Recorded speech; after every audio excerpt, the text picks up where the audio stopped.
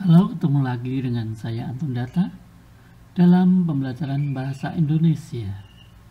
Kali ini kita akan berbicara perihal struktur dan ciri kebahasaan teks observasi.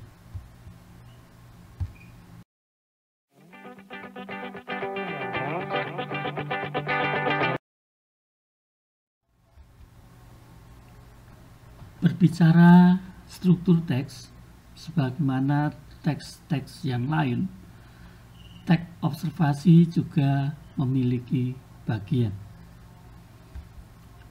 Nah, bagian atau struktur teks observasi terdiri dari 1. Deskripsi umum, 2.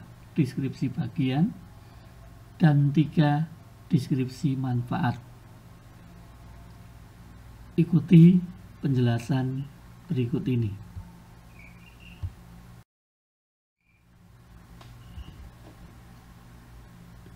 Deskripsi umum.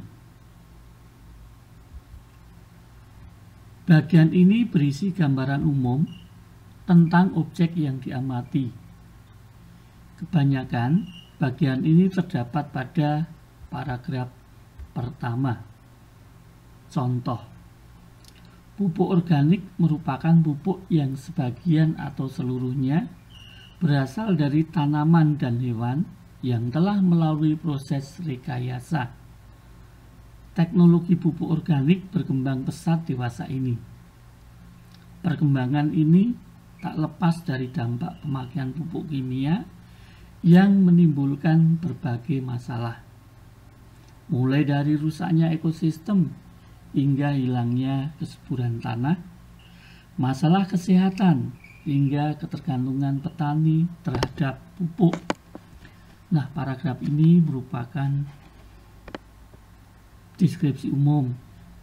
Paragraf ini terletak di awal bacaan. Biasanya berupa kalimat definisi umum ditandai dengan penggunaan kata misalnya merupakan, adalah, ialah.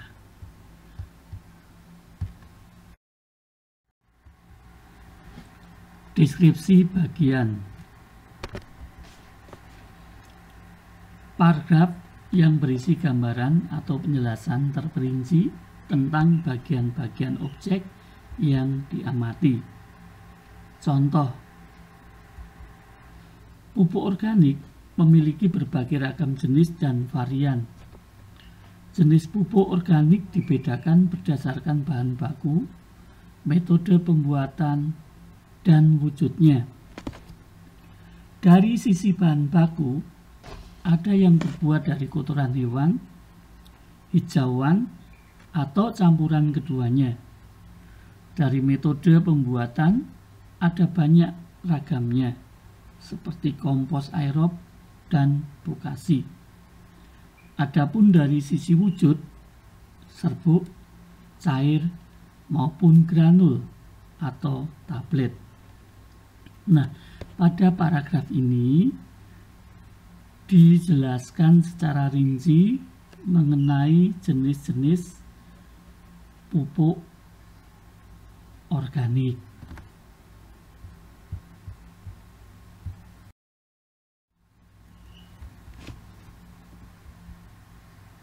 Contoh deskripsi bagian yang kedua. Dari sisi lingkungan dan ekosistem, pupuk organik memicu perkembangan organisme tanah. Tanah yang kaya akan organisme sanggup memberikan nutrisi secara berkelanjutan. Hal itu bisa terjadi karena aktivitas organisme tanah akan menguraikan sejumlah nutrisi penting bagi tanaman.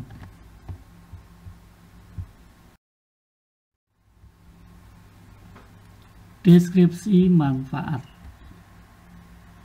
Bagian ini berisi penjelasan tentang manfaat objek yang diamati.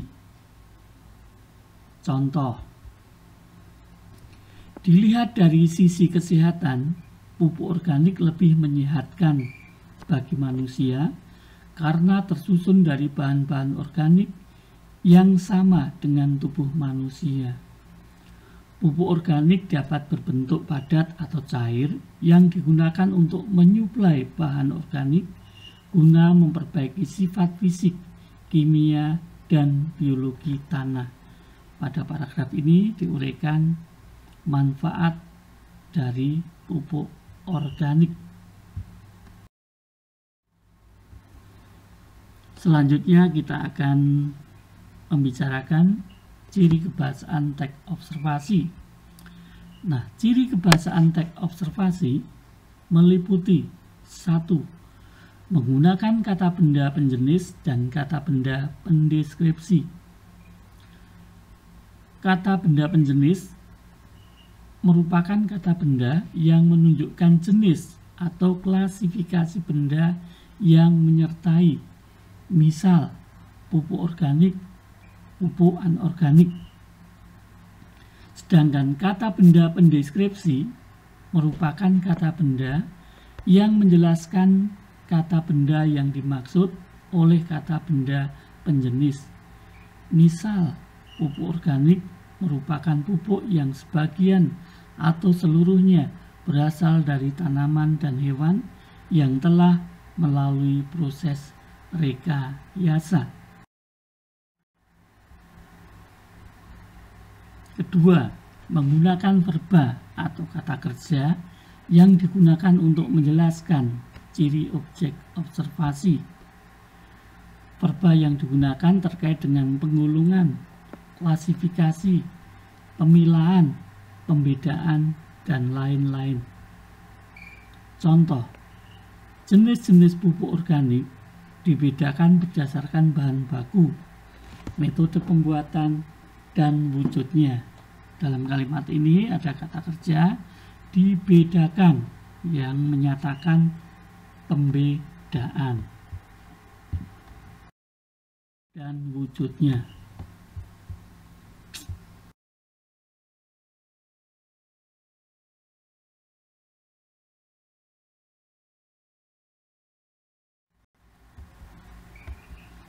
Empat, menggunakan istilah teknik atau ilmiah.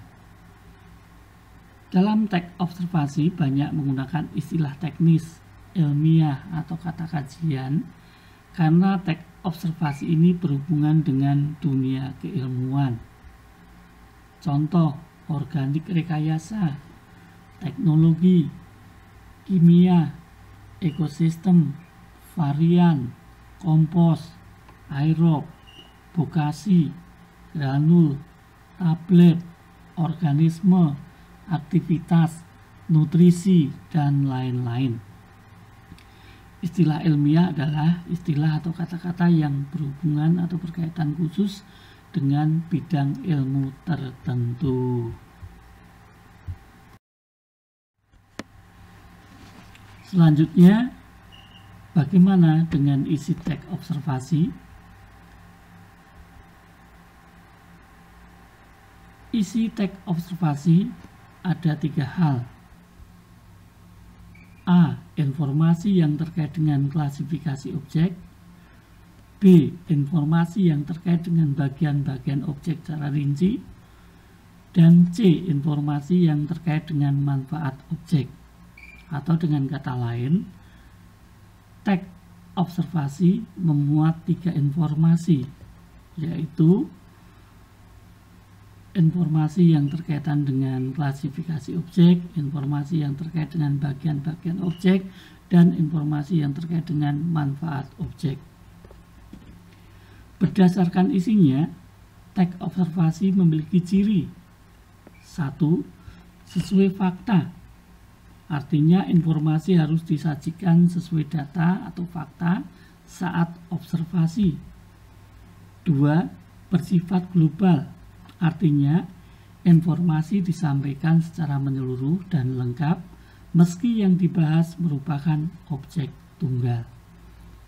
Nah, itulah tadi untuk pembahasan mengenai struktur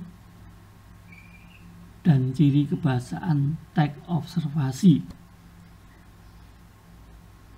informasi ini hanya sebagai tambahan untuk membantu kalian memperdalam tentang struktur dan ciri kebahasaan teks observasi. Nah, untuk menambah wawasan kalian, silakan kalian bisa mencari sumber-sumber lain yang relevan. Terima kasih.